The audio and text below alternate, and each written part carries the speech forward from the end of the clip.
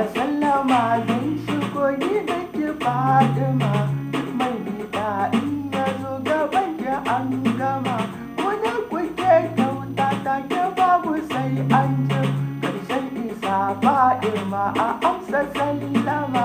Salam alaiki sirrin shugaba, duk mai faɗa ba zai faɗo ki ba.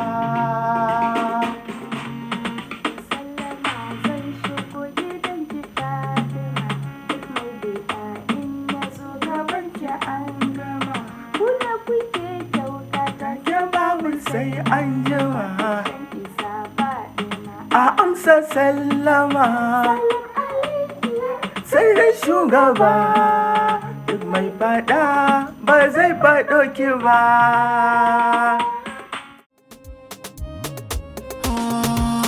Da sallama zan shigo gidan ki Fatima, duk mai bida in ya zo gaban ki an gama. Kuna kuke kyauta take babu sai an jima, karshen isa Fatima a amsa sallama.